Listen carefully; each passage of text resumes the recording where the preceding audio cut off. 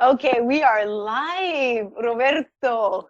Live from Hello, people. I know, live from Italy, and I'm in Chicago. And just so you know, Roberto, it snowed yesterday. It was spring. It was Oh spring. my. It did. I had a shovel last night, but it was spring last week, and now we are in the middle of winter again. So maybe I'll see spring again in April. But tell me where you're at and what the weather is like. Sure. Well, actually, we had a throwback as well to winter here as well. Mm-hmm. So the winery is based in Emilia-Romagna. It's the region of Bologna, the town, the region of food. I am living very close in Tuscany. It's the bordering region. I'm at 600 meters of altitude between chestnuts, olive trees, and grapes. So it chills as well. And we had snow a couple of days ago, actually, only during the night, because it goes from very pleasant during the day to very cold during the night. So actually, yeah, we had a throwback to winter as well. But today we have Lambrusco, so we bring a idea of spring. Yes, yes, some fizzy, some red, some maybe secco, and maybe some not so secco. Yeah, exactly, for all tastes. Fantastic. Yeah. So I'm going to let you drive. I'm going to have you enchant us. I'm enchanted. You're in Tuscany. I wish I was there right now, having some wonderful, what's the steak in Naples? In Tuscany, there's a very famous steak. I forgot. Fiorentina. Fiorentina, exactamente. Fiorentina. Yeah. Oh T-bone. It's the big T-bone steak that we say that under 4 inches, it's a carpaccio. So under this height, it's not a steak. It's huge T-bone steaks on the grill. Which, by the way, with a dry Lambrusco on the grill, it's the win for the perfect matching. And it calls, of course, summer. It calls, of course, good weather, but as well, it's nice and festive because of, sparkling. Yeah. I know. I'm ready. Spring is ready. I am so ready for this year, and I can't wait to celebrate with some of my customers, although this bubbly is already found in Chicago in a few places, which I'm really excited about. And I can't wait to do tastings again. So you're preparing me for the next yes. I'm doing. So I'm ready for you. What am I going to open with you? Are we going to do the secco? I'll open our Cantore Lambrusco Grasparossa di Castelvetro DOP Sparkling Red Dry. So I'll get my glass. Here, of course, I will pop. Usually, it's not polite for some people. At the restaurant, you don't want to do noise, but that's the beautiful thing of Lambrusco. So I'll just 1, 2, 3. Destroy my kitchen, but that's beautiful. So here, you see in the glass what Lambrusco, how it shows itself in the glass. It creates this beautiful foam. It's pinkish, and then it disappears gently with the sound of the bubbles. And the color is deep violet, very intense, beautiful color. So cheers to Chicago, to the spring coming, and to Lambrusco. Cheers.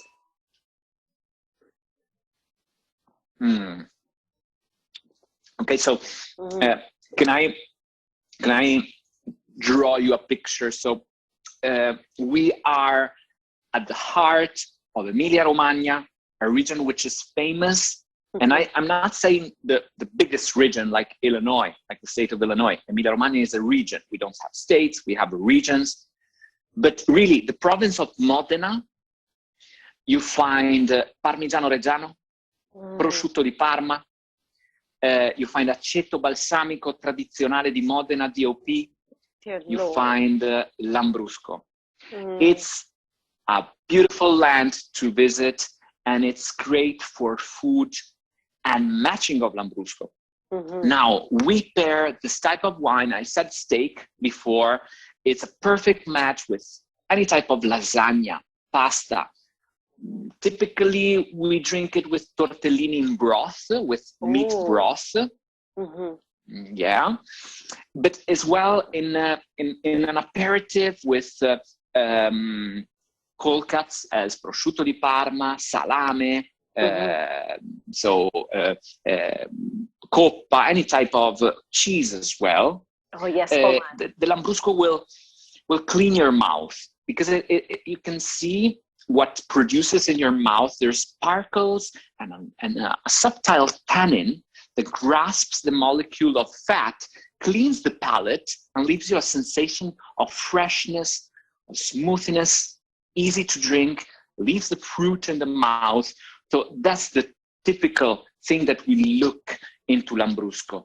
It's the feeling, I want to drink more. I finish, I clean the mouth, neutral mouth to what I eat after. So it's perfect with food from South America, spicy food from India, from China. It's very versatile as a type of wine. Mm-hmm. Yeah, I'll have another sip. As you should, and I will too. And you know what I really get out of this? Yes, it's secco. It cleans your palate, but I get herbs on there. I get some sort of, I'm not sure, does this grow near some sort of like rosemary or lavender, something? I get herbs on this. It's really interesting. Yeah, well, it's Lambrusco. It's aromatic type of grape, and it's quite peculiar, I must say, Lambrusco, because there's in the family of grapes, Lambrusco is just in another family. It's not with Vitis vinifera, among which all the grapes that we know, like Grenache, Zinfandel, Sangiovese, Cabernet Sauvignon, all the famous grapes are in Vitis vinifera. Vinifera in Latin means that make wine. Vinifera, make wine. So this is Vitis Lambrusca. It's another family, and it's the family of wild grapes. So actually, it's a wild grape that then is brewed and, let's say, with which we produce wine. It's the same family, if you're confident, with Fragolino grapes as well. Very fruity, very intense. And it's a very unique plant in terms of giving the fruits as well. It's abundant in terms of harvest, and the characteristics. It's really the very aromatic side, both in the nose and in the mouth. So yes, you can feel herbs, you can feel the black currant, the strawberry when it's rosé. So you can really feel those red fruits.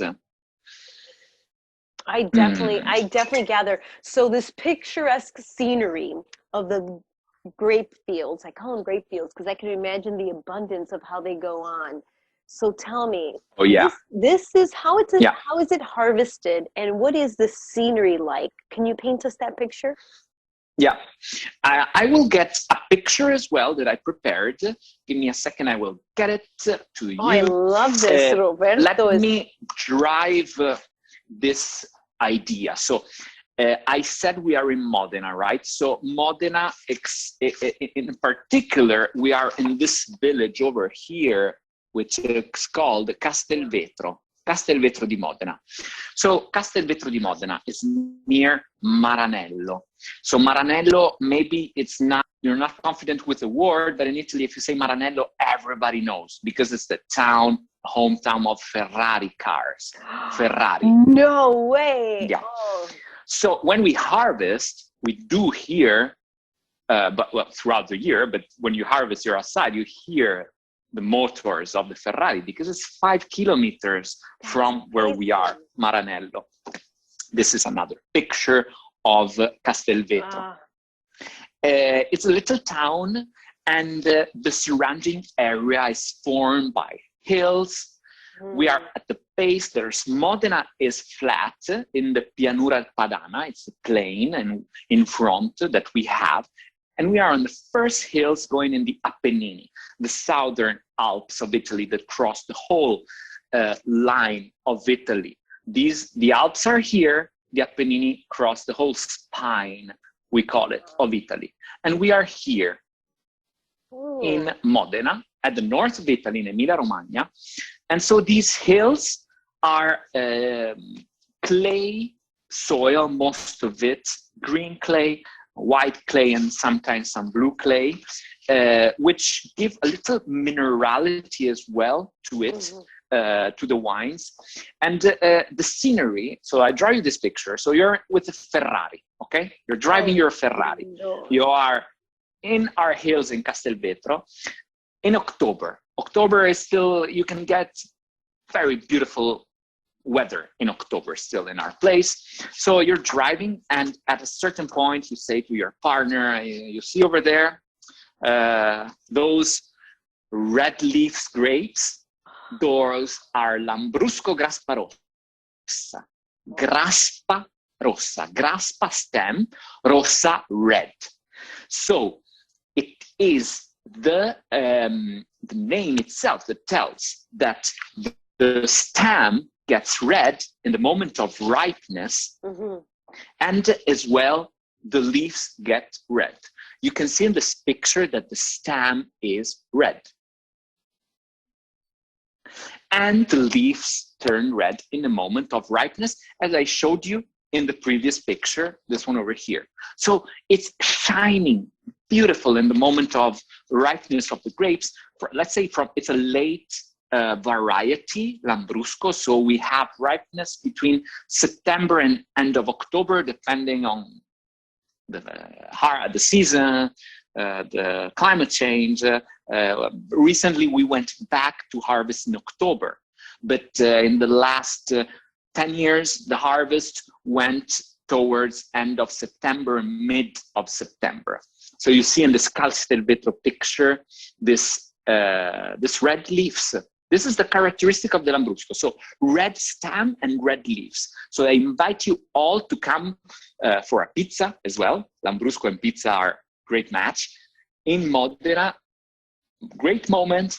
It's not only summer, it's as well autumn, because you have this beautiful seasoning of the leaves turning red. Oh, that looks so charming. Yeah. So I draw you this. I'll have another sip. I love it. I'm enjoying the floral. It does have florals, but it's just so floral on the nose. The bouquet, everything is jumping out at me. Yeah. And this is what you look for, you know, in the Lambrusco. You want a fresh, elegant, but you see the magic happens when you don't have a closure of those perfumes and tastes. It just continues. And this Lambrusco, already we're talking about selection of grapes, handpicked. So of course the base, that we start with, grapes are of high quality. But then it's nice to have the development, because Lambrusco, it's not about the evolution of the wine, the aging of the wine. It's about the freshness. It's about the grapes itself. We're not looking into the wood. We're not looking into the secondary and third type of perfumes of the evolution in casks and fermentation, particular fermentation. No. Here we want to underline really the characteristic of the grapes, which is the freshness. The acidity makes you salivate. You want to drink more. You want to underline the beautiful fruits and those aromas that you mentioned lately. So actually the fermentation is quite simple because it's a fermentation in tank. So no wood.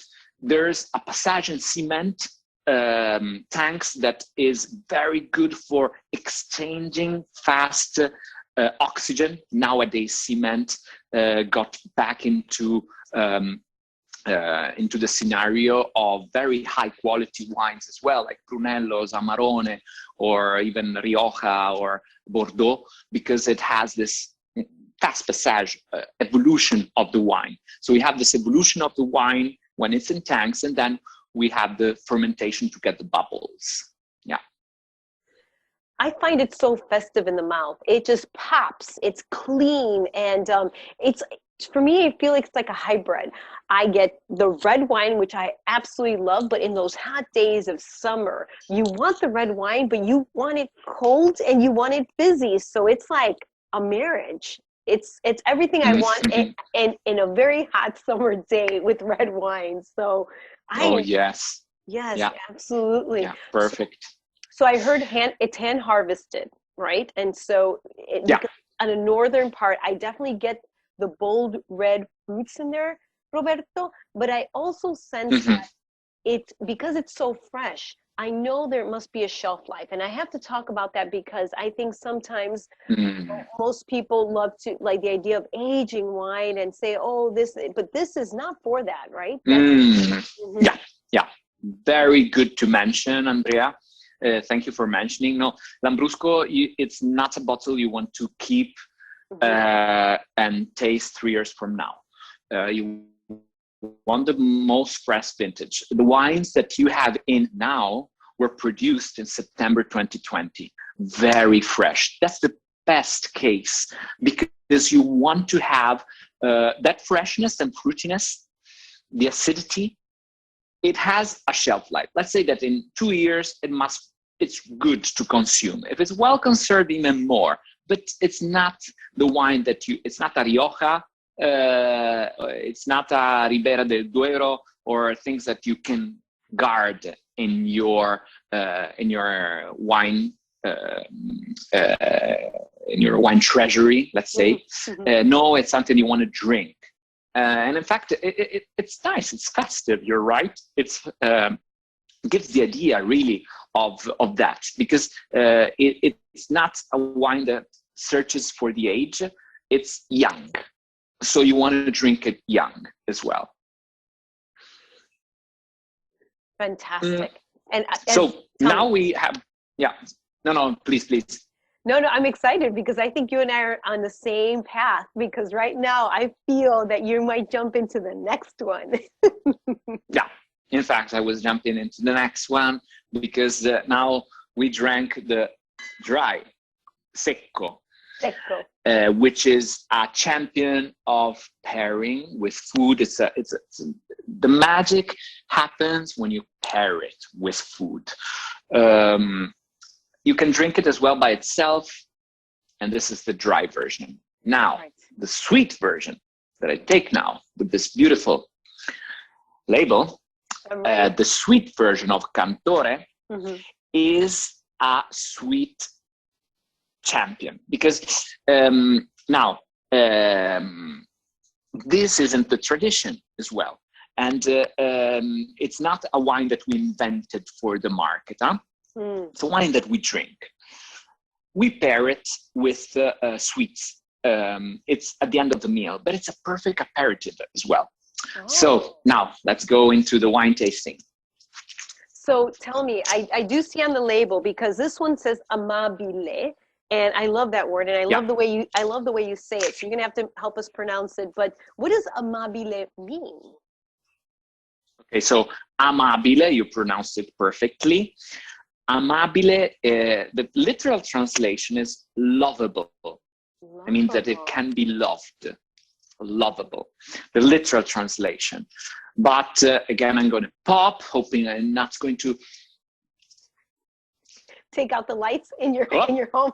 Yeah, almost. Oh, fuck. No, I'm joking. So amabile means in wine terms in Italy, it means that level of sugar, it's just before sweet. It's between semi-dry and sweet. Semi-dry or semi-sweet are the same, and sweet. So it's not over sweet. It's just between the semi-sweet and sweet. There is a certain level of easiness to pair this with food as well. Of course, it's easier with the dry to eat lasagne. I'm not talking about personal taste. I can love eating a steak with sweet wine, and this is totally correct because it's my taste. But in terms of the magic happenings in the mouth, the chemical that happens, it's easier to pair the dry cantore with a steak. With the amabile, we have some pairings, and I will tell you, there are some which are really insane, and just Lambrusco can give you something like that, because it's extremely difficult to find in the whole world a sparkling red dry wine.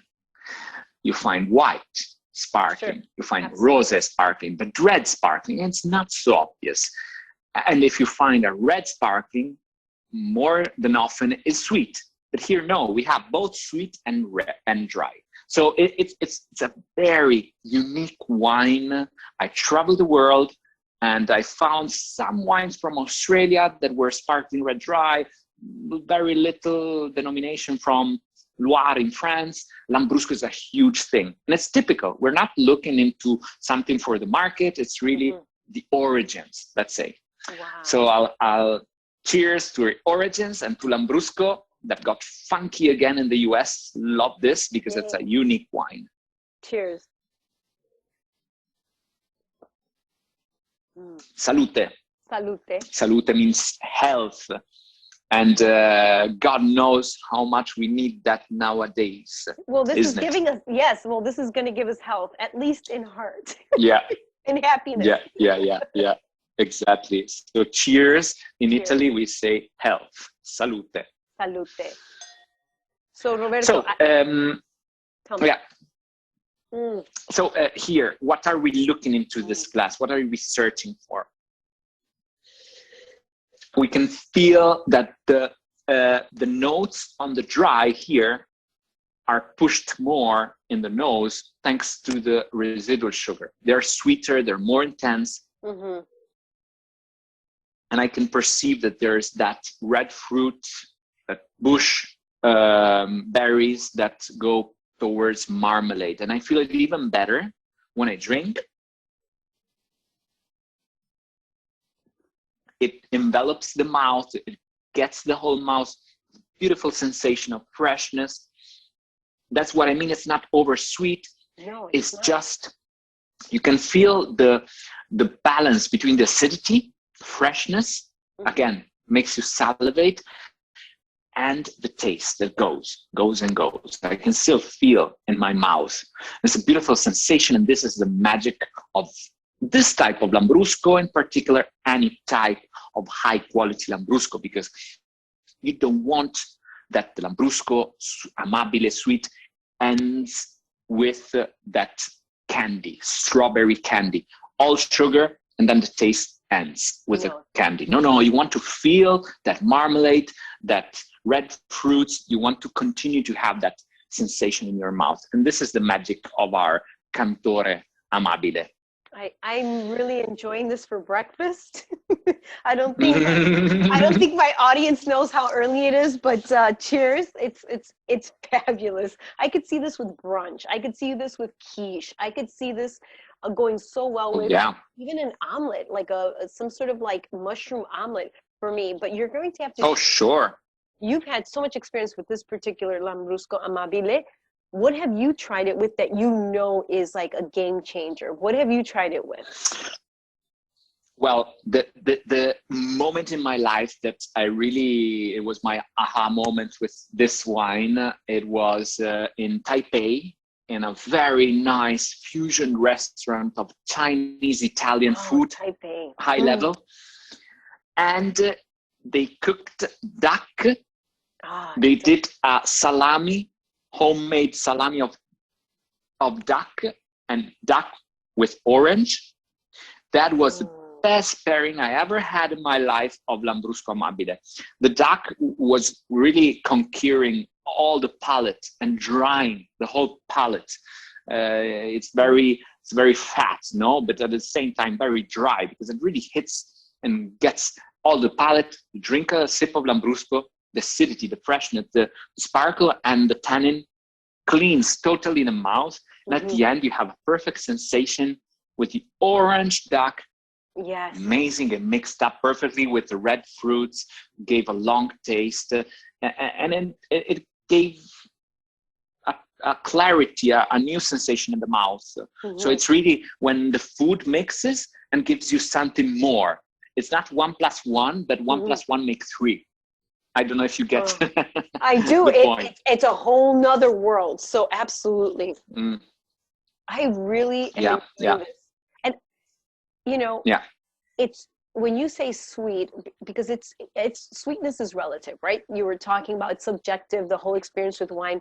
But this, in terms of sugar, is just very, very mild. It's not in any way, I don't know if I would even call it sweet, right? I'd be like, it's subtly sweet, you know? So I think folks are going to have to try this to get their own perspective of sweetness, because most people, at least here in Chicago, I do get a lot of questions like, oh, do you have a Moscato? And Moscato is over, for me, it could be a little higher on the residual sugar. This is usually it is. So could you tell us a little bit in terms of sugar level, just so we have an idea or a perspective how to gauge the sweetness? Sure. Well, first of all, the sugar level is the way in which we decide how to stop the fermentation and create the final version of this wine. Because when the wine is fermentating, and we arrive at 45 grams per liter of sugar. In the dry, we were at 10 grams per liter of sugar, which is not total dry. Here we are at 45, so it's 4.5 times as much, and the sensation of sugar, it's higher. It's sweet. In this way, sweetish, and when the wine in the tank reaches this 45 grams per liter of sugar, 8% of alcohol, it corresponds to that, because you have to think that sugar create one of the output is alcohol as well, so it raises the level of alcohol, and we get at 8% of alcohol with the Amabile. 8% of this wine of alcohol means that you are happy, you're not drunk. So you can drink one bottle with 2 people and you'll be very happy. Easy drinking, that's the point. With the dry Lambrusco, we have 11%. So anyhow, quite easy to drink as well. So this is the point. The sugar level inherited by the grapes. It's not that we add sugar. There's a little bit of we're going really technical, but there's a little bit of added sugar to start the bubble fermentation, to create the bubbles, because the yeast start to eat that and the fermentation restarts. But that's another story, of course. But the sugar level is not given by sugar. It's given by the level of sugars that the grapes had.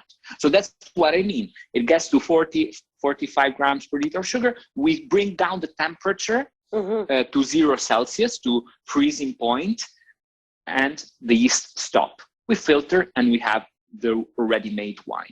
Beautiful. Oh, I love it. Thank you for sharing some of the technicality. I know that maybe eventually you'll give us a crash course into maybe winemaking at one point. But just the idea of you knowing so intimately how this works gives me much more pleasure about what I'm drinking. Really, I'll be honest with you, because we all like to know what we're drinking, but at the same time, knowing that we're drinking some high quality, because you could tell the quality in this. This is it's red wine. It is red wine, but it does have bubbles. But you could tell the quality. And I really invite everyone to try this, even if you're not let's say a sweet wine drinker. I think it's so well balanced that you'll enjoy it as a aperitif or a digestive. Can I have it with like maybe dessert at the end of the evening? What do you think, Roberto? That's the easiest and perfect pairing, actually. If you don't want to get it wrong with wine people, when you have those, let's say, I have to admit, I'm not wine nerd, okay? I love my wine, I love my pairings, you know, Yes. and if you have one of those like me at lunch or dinner, go for easy pairings. So I would suggest Amabile, that you get from a Corvina, from Andrea. This, you pair it with sweet. At the end of the meal, you pair it with, it can be banana split with ice cream, or it can be a very beautiful chocolate cake, any sweet that you would pair at the end of the meal. Or aperitif, summer outside, not drinking, not eating, just this. But if you want to go for an easy pairing with Lambrusco dry, it's easier. You can pair with hamburgers. Great. The more gravy, the more greasy they are, juicy, the more the Lambrusco will join with it. Or with pizza, with lasagna, with steak, with barbecue sausages. Are you vegetarian or vegan? It can even be a pasta with broccoli. It can be a green lasagna. So it's really a versatile wine for food pairing. And this is a versatile wine for desserts. Fantastic. So, Andrea, I want to tell you a story about our Lambrusco Amabile. Yeah, so this is a story of last year, almost 1 year, because it was March 4th, 2020. It was the end of the world as we know it, like Ariane's song. After that, there was lockdown in Italy. When I came back from my last business trip, I was in the States, was in San Francisco. I landed with a plane. I was meant to go to a wine event, the last wine event I went in person. We were actually serving wine. And I received many messages saying, what did you do? How did you do it? You're on all media, on national, international, with Settecani, with our winery. And I said, I don't know, what is it? So I click a link of a friend, and I understand that during the night, a full tank of 25,000 liters of Lambrusco went out of the tank and went inside the water system. And actually one valve broke and it went inside the water system. But there was a valve of the public water system company that was supposed to work differently. So the wine had pressure. So it went, instead of going out, it went in the water system of the neighbors. So the neighbors opened their tap, they flushed the toilet, they did a shower, they opened I'm not joking, they started the washing machine. No. And there wasn't clear crystal water, there was Lambrusco Amabile. So you can imagine having a shower of Lambrusco Amabile. For someone can be a dream, for someone a nightmare. I'm in those who think it's a dream. But we went on CNN, Al Jazeera.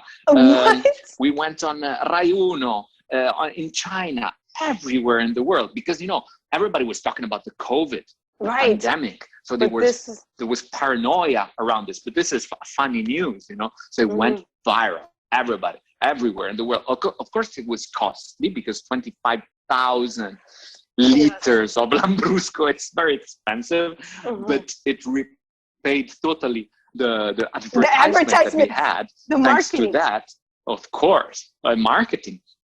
And it was really funny. And in San Francisco, I had 2 sets of people that came and said, are you the Settecani who spilled out of the tank the Lambrusco and the neighbors open? Yeah, it's us, and not joking, really. So it was really funny at the end. Yeah, of course, I was feeling proud.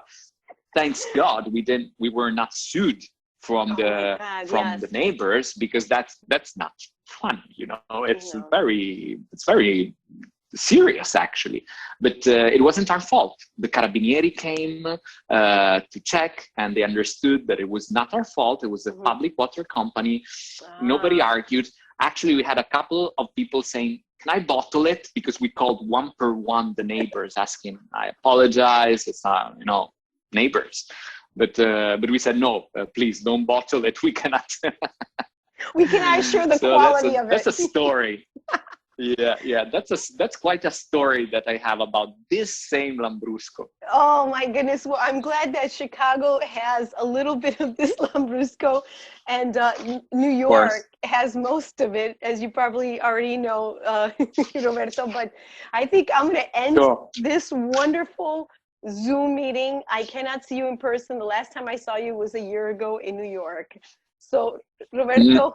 True. I was personally having this with you in New York, and I hope to see you maybe in your side of the world, having this. Oh, yes, please. Overlooking the wonderful vines and, you know, sharing more stories. Okay, nice, Roberto. Nice. Salute. To our Lambrusco. To our Thank you. Lambrusco. Salute. Cheers. Cheers. Thanks, Roberto. Ciao. Ciao.